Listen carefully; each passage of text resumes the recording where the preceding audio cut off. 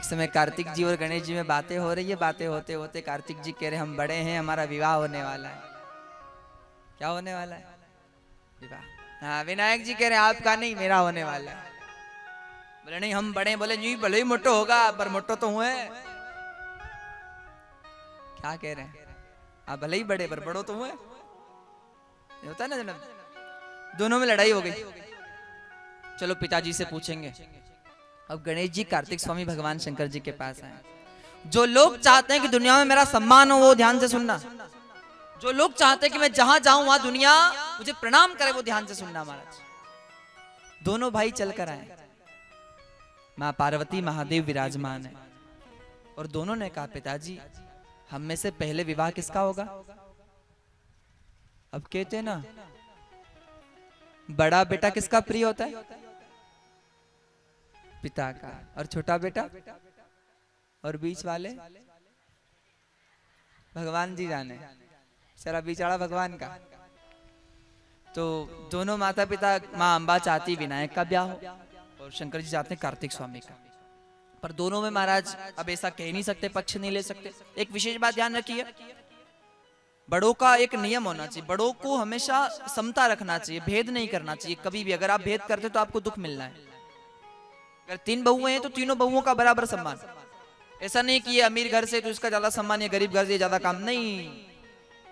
समता। अगर आप सुखी रहना चाहते हैं तो, और भेद किया तो दुख आपको महाराज कि नहीं। एक छोरो कनेरे, एक छोरी वहां, एक छोरो नागपुर, एक छोरो मुंबई।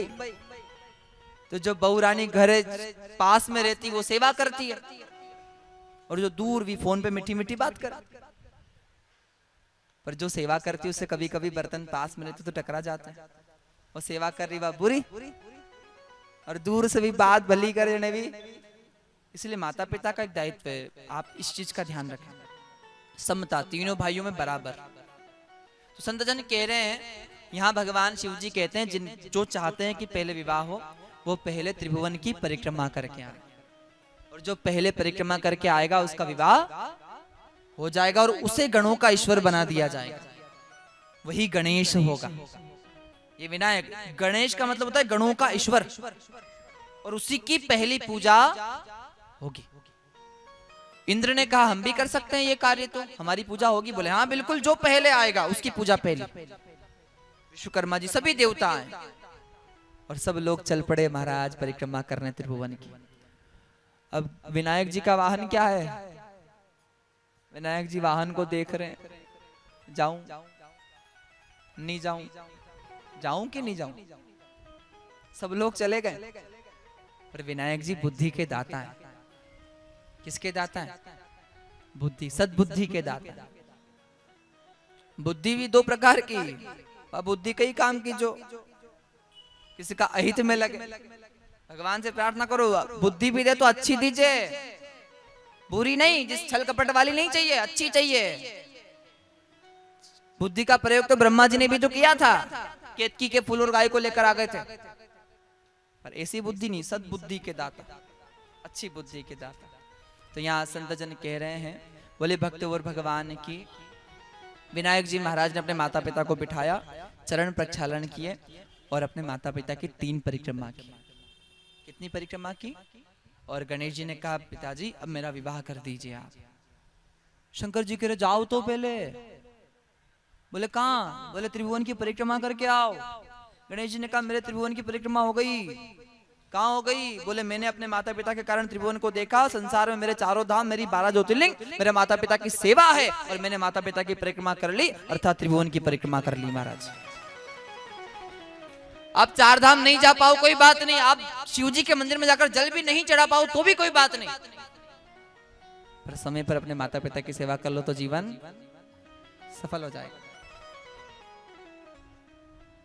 कहते हैं ना ओमकारेश्वर का, नर्मदा जी का जल भरकर महाकाल चढ़ाने से महाकाल प्रसन्न होते हैं। गंगोत्री का जल महाराज भरकर कावड़ में ले जाकर रामेश्वरम भगवान पर चढ़ाने से रामेश्वर भगवान प्रसन्न हो जाया करते हैं।